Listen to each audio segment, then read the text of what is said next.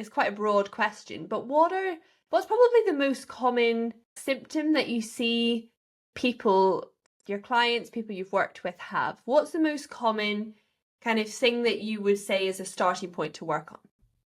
I think people come through the door saying they're worried about sleep and energy levels.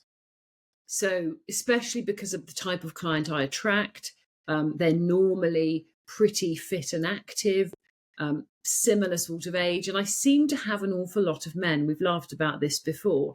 Men love a piece of tech. They love the fact that I do what I call data-driven behavior change. They love a number. So if they've got a Whoop band and I tell them, especially if I spot them with one on and I tell them what they do, invariably they then come and see me because they want to know how to hack their data and beat their mates and, be the best they can be. But sleep and energy are the things that people come through the door with. Of course, then when we're in that dialogue, especially in a one-to-one setup, we uncover a lot of other challenges. Let's say nobody's perfect. And yourself, it's a balance. You've got to get, your nutrition and hydration has to be right. Your sleep has to be in the right place. You've got to get your exercise, your relaxation and your recovery right. And you've got to have some kind of sense of purpose. Because when we lose one of those pillars of well-being, we're off balance. We haven't got those firm foundations. We are building a life on sand. It's just not sustainable. But you can't let holes, you can't allow holes to form in those foundations. If you've had a particularly stormy winter, you've got to get the concrete out and do a bit of groundwork again. Yeah, it's all about the foundations. Exactly. And what are the pillars of wellness that you would define for people to identify in their lives? Pillars of well-being are the ones I always start with. So we have nutrition and hydration. Great to be eating, but you're necking 3 bottles of wine a night or not drinking any water. We need to look at both of those. Exercise, of course, super important. Got to be right for you. If you've got a terribly bad back and you're perhaps struggling with your weight, I'm not going to suddenly say start taking up marathon running. I'm going to start saying, can you please walk or perhaps go and do some gentle stretching. Sleep, of course, we've talked about it a lot. Relaxation and recovery, 2 slightly different things. And purpose. They are the 5 pillars of well-being that we have to have in place, and then we move into those building blocks of transformational change. The pillar of purpose. Can you break it down for me a little?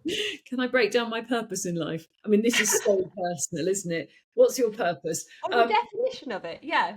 How can people identify their purpose? What is your purpose? Why are you here? You're on this planet. I always say in my meditations when we're thinking about breathing and the breath work, you come into the world with an inhale and you go out of the world on the last exhale. And what's the purpose along the way? Well, is it just to be still? Is it to be just in today? We've heard people say my body is a temple and not a playground. I hear people say, no, it's a playground. I hear people say my purpose is love and be loved. My purpose is to be rich, to be successful. It's a very difficult question and a difficult conversation. But the way we get to purpose, and it's right at the end of the process that I use with the planning piece, is we start looking at where your power is, where are your gifts and talents, what are you good at? You'll be better at things naturally than I am, just because that's the way you were made. We're very different body shapes. You run a lot quicker than I do. You're built to be a faster runner. I've got power in different places. Some of us might be more chatty than others. Others might be more reflective. Some people are better listeners. When we look at our gifts and talents, it gives us a clue as to what our purpose in life might be. Now, the problem, of course, with this work is then when we start leaning into values, capacities, gifts and talents, we can sometimes see that where people are present at the moment isn't aligned. So their purpose isn't actually aligned with who they are. Then we've got some work to do because that's really hard.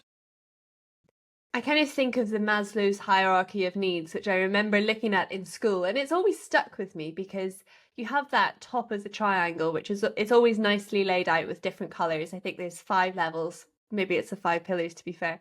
And then at the top, the self-actualization element.